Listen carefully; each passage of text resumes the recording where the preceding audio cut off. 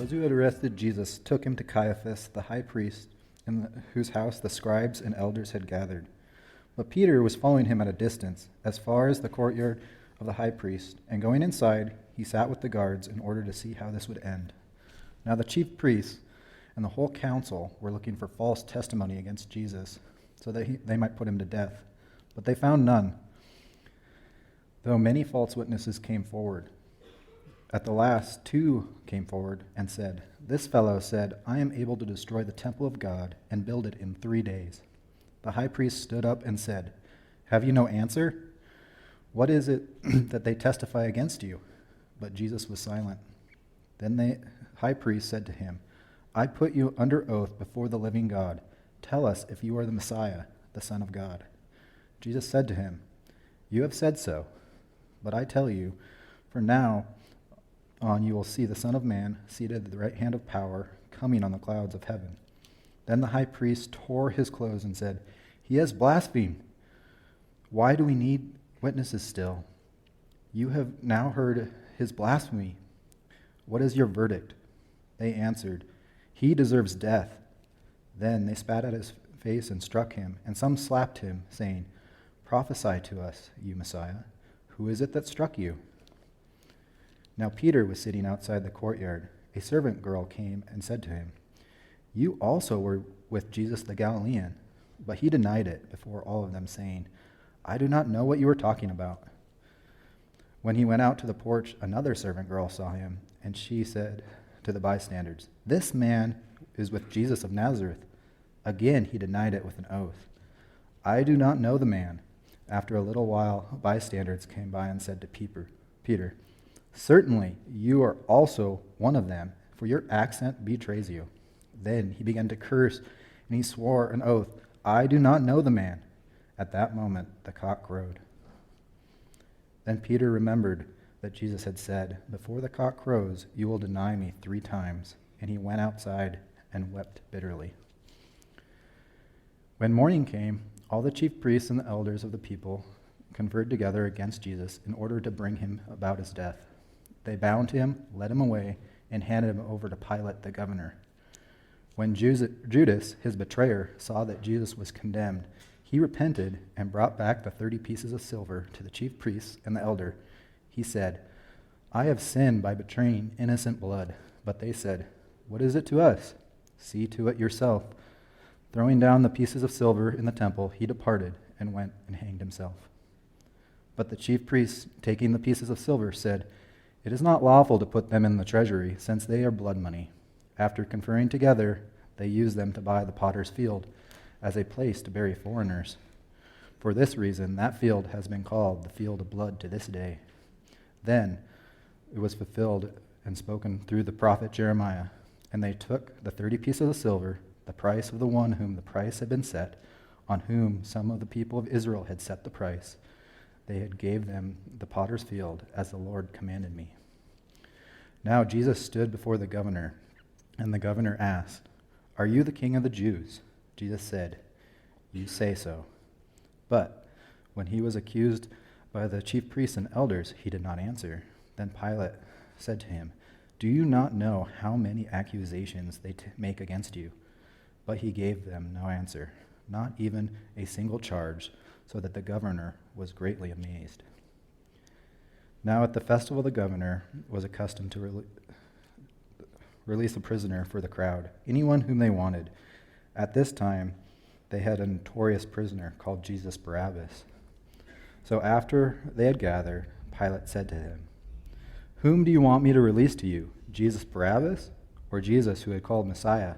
For he realized that it was out of jealousy that they had handed him over. While he was sitting on the judgment seat, his wife sent word to him, "Have nothing to do with this innocent man, for today I have suffered a great deal because of a dream about him." Now the chief priests and the elders persuaded the crowds to ask for Barabbas and to have Jesus killed. The governor again said to them, "Which of these 2 do you want me to release to you?" And they said, "Barabbas." Pilate said to them, "Then what should I do with Jesus, who is called the Messiah?" All of them said, "Let him be crucified." Then he asked, "Why? "What evil has he done?" But they shouted at him all the more, "Let him be crucified." So when Pilate saw that he could not do nothing, but rather that a riot was beginning, he took some water, washed his hands before the crowd, saying, "I am innocent of this man's blood. See to it yourselves." Then the people as a whole answered, "His blood be upon us and on our children." So he released Barabbas for them. After flogging Jesus, he handed him over to be crucified. Thanks, Scott. We've got quite the chunk of text this morning, so I'm just going to open us in prayer. God, thanks just for this time and this space and everyone here today. Just make your presence known. We love you. Amen. All right. I want you to think about a time where you felt conflicted.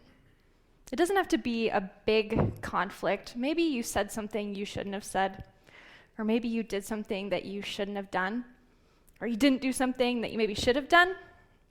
I was thinking about this question this week, and this story came to me about 4 or 5 years ago. I went to Target. Now, I know some of you love Target. I'm not quite at that level. I like Target. I like a good Target run, though. And so I went to Target, and I bought the typical Target stuff: shampoo, conditioner, facial cleanser, nail polish, some snacks. I got to get the hot Cheetos. I know. I can't quit them. And so I got some loose stuff in the cart. And then I also bought these 2 kind of shelving units. And they came in these long boxes, long, narrow boxes, the kind that you can fit in the cart, but only one end fits in the cart, and then the other end hangs out the front of the cart. So I got my stuff, I got to the cash register, I put all my loose items on the little conveyor belt. I left the big boxes in the cart so the cashier could just scan those with her hand scanner. I got to my car and I'm loading all the stuff in my car, and I realized there's a bottle of shampoo that's gotten wedged underneath the boxes in my cart. And I thought, well, that's weird. How did it fall out of the bag and get underneath this box? So I looked at my receipt, and I realized I hadn't paid for this bottle of shampoo.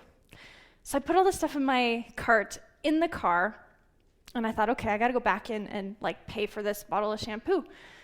And I thought, how's that interaction really going to go?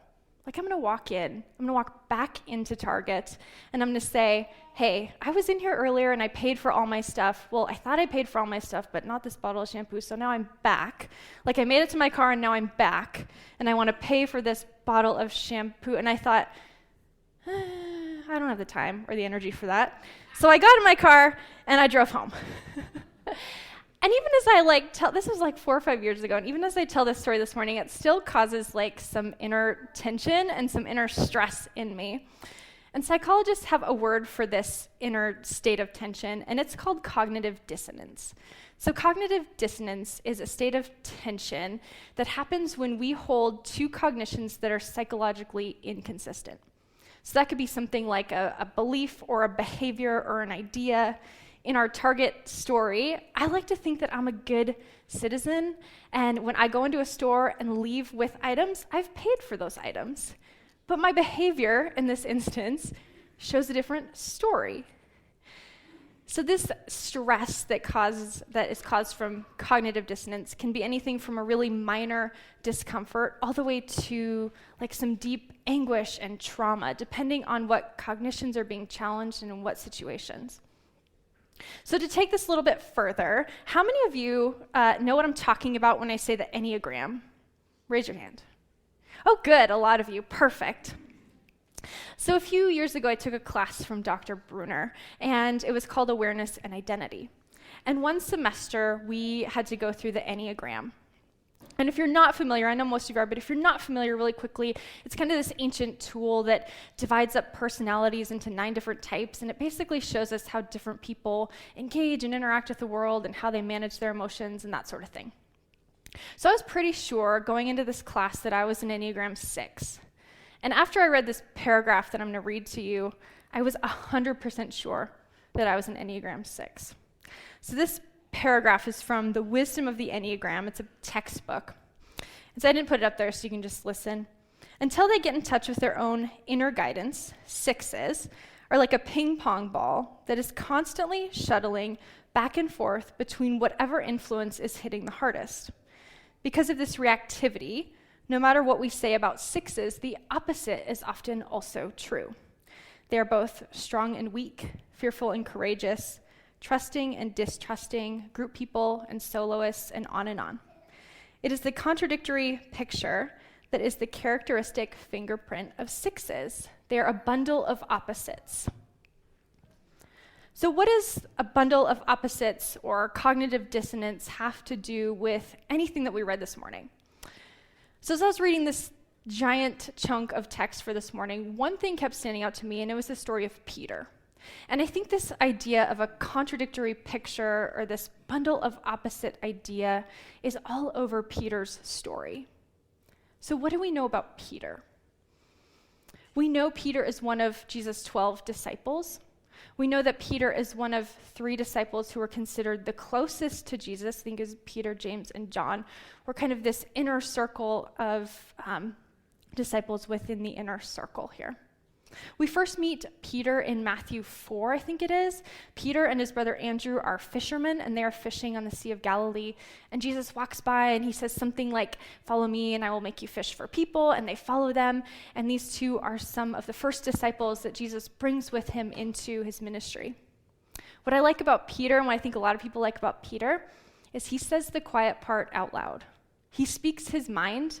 He's bold. He often, kind of in my head, when everyone's standing around and the disciples are discussing amongst themselves, Peter's the one that raises his hand and just asks the question. He speaks his mind.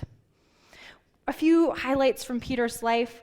We see him walk on water in Matthew 14. Disciples and Peter are in a boat, and Jesus walks on water towards them, and Peter gets out of the boat and walks on water towards Jesus until he begins to doubt, and then he sinks. In Matthew 16, where are we? Here we go. In Matthew 16, we see this interaction.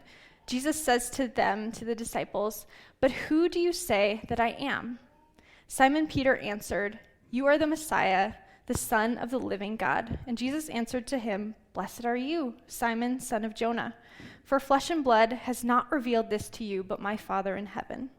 And I tell you, you are Peter, and on this rock I will build my church, and the gates of Hades will not prevail against it." And then just literally a few lines later, it's like the next paragraph in my Bible, we see this interaction. Jesus foretells his death and resurrection, and check out what Peter does.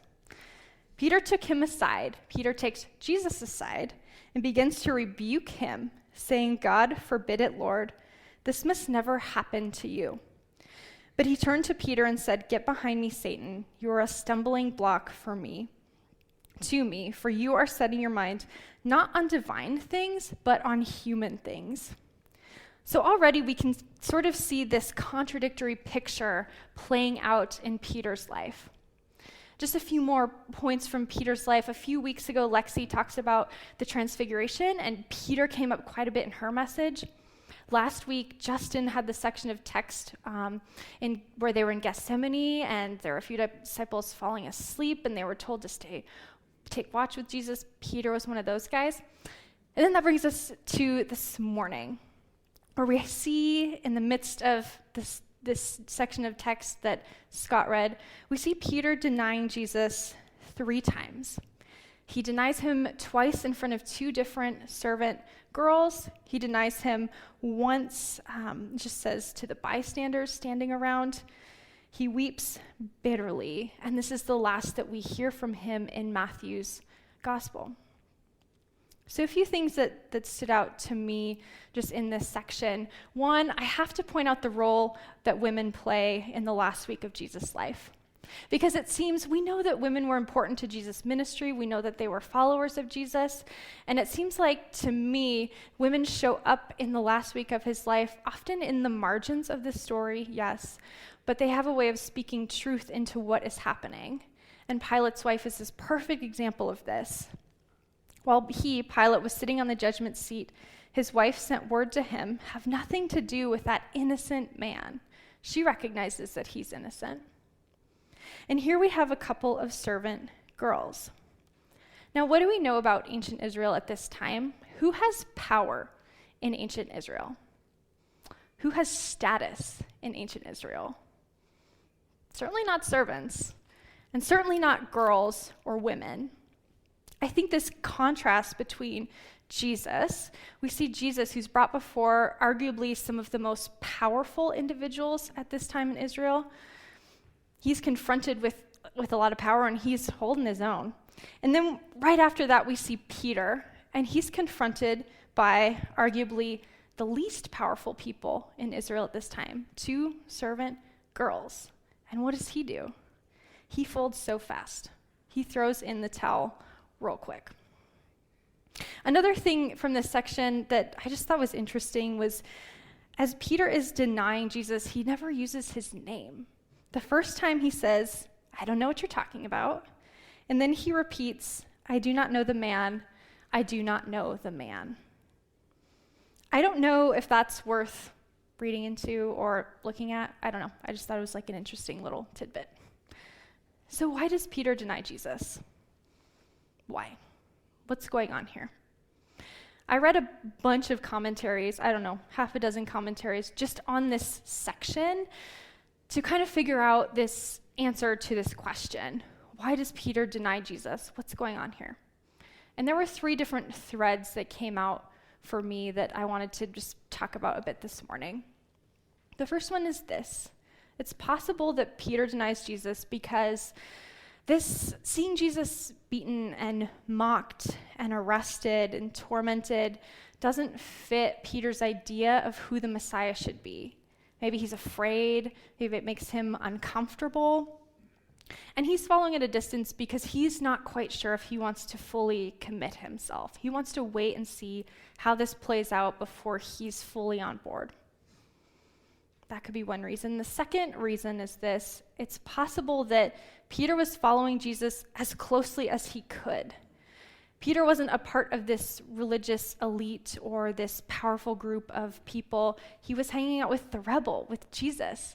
And so it's possible he physically could not get to where Jesus was at. Maybe he's following as closely as he could, and even more, he promised to remain loyal, and so maybe in his mind, remaining loyal means remaining free and remaining out of jail, and so he can kind of be free to help in any way. I think this reason's a little ironic because he spends his evening denying the very person he's trying to help. So this one's a little confusing, but I can follow it. The third reason is this. The third reason has something to do with its timeline of events. I don't know about you, but when I read the last kind of week of Jesus' life, for some reason in my mind, I'm thinking like weeks and months, and really we should be thinking in hours and days. So we see the disciples and Peter and Jesus sit down for the Last Supper. Judas is called out as the one who will betray him. Jesus predicts Peter's denial. They go to Gethsemane, the disciples are falling asleep, Jesus is arrested and taken to Caiaphas, and Peter's following at a distance. That is all in a span of a couple hours, or like evening to early morning hours the next day. And so it's possible that Peter gets caught up in this situation. They sit down to have dinner, there's a lot of wine. Judas is pointed out as the one who's going to betray Jesus, like one of our own is going to do this. And then they go to the Gethsemane, and we know Peter's low on sleep because he fell asleep, 2 or 3 times. And then Jesus is arrested, and there's chaos and excitement and confusion. And then he's trying to follow him as closely as he can, but it's at a bit of a distance. And then these 2 annoying little girls try and ask him a bunch of questions. And before he knows it, he's denied Jesus not once, not twice, but 3 times before he even knows what's happened. So for me this week, I was thinking through these three kind of reasons why Peter might have denied Jesus. And the first 2 I could hang with. They kind of made sense to me. And this third one I thought, I don't know. I don't know about that. I don't know if I quite buy that. So this is kind of N.T. Wright's example of why Peter denies Jesus. And N.T. Wright would say the parallels between Peter and ourselves are almost too amusing. And it was like Thursday morning that I was prepping for this morning, and it kind of hit me like a ton of bricks. I didn't like this third reason because it's all too relevant. It's all too relatable to what I do all the time. So I do this all the time, and Especially one of the examples that came to mind was when I'm on an airplane. Okay, hear me out. So I like to travel, but I don't like to fly. I'm an Enneagram 6, like I said, and so our stress response is to just think of worst case scenarios every single time. So before I get on a plane, I think about the worst case scenarios that have happened, that could happen, the worst case scenarios that have never happened, but whatever, there's a first for everything. And I get airplane sick, so I've taken Dramamine, and I've probably taken too much Dramamine because I have a fear of throwing up, and so I haven't eaten a lot because I don't want to throw up on the plane. And then I do this thing, it's really embarrassing, but I kind of self-dehydrate because using the bathroom on the airplane is like the worst case scenario ever. And so I haven't drank a lot of water, so I'm a bundle of joy to fly with. So by the time I get on the plane, I just want to put in my AirPods, I want to listen to a podcast, or I want to watch junk TV that I downloaded from Netflix onto my phone. And I just want to live in my little bubble of anxiety and fear until those wheels hit the ground again and I am where I need to be. That's all I want to do. And the poor person that sits next to me, I mean, usually they're so kind and so sweet, and they want to talk to me. And I have had good interactions on a plane. I'm not a jerk the whole time. But I know the question's coming, what do you do for work? And I don't want to talk about church, I don't want to talk about God, and I don't want to talk about Jesus on an airplane because I just want to live in my anxious little bubble. That's all I want to do. You see what happened?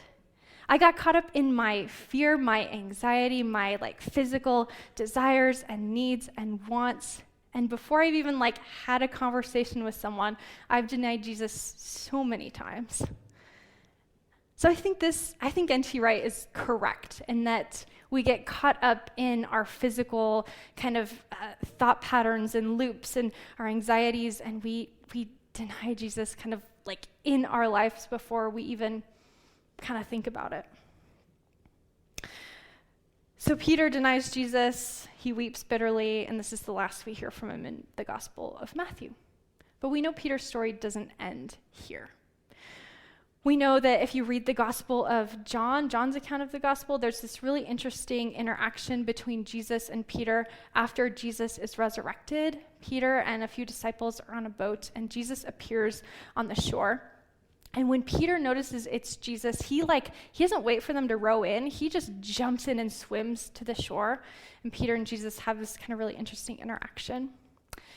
If you read in Acts, you can read all about Peter's teaching and preaching and really his leadership within the early church.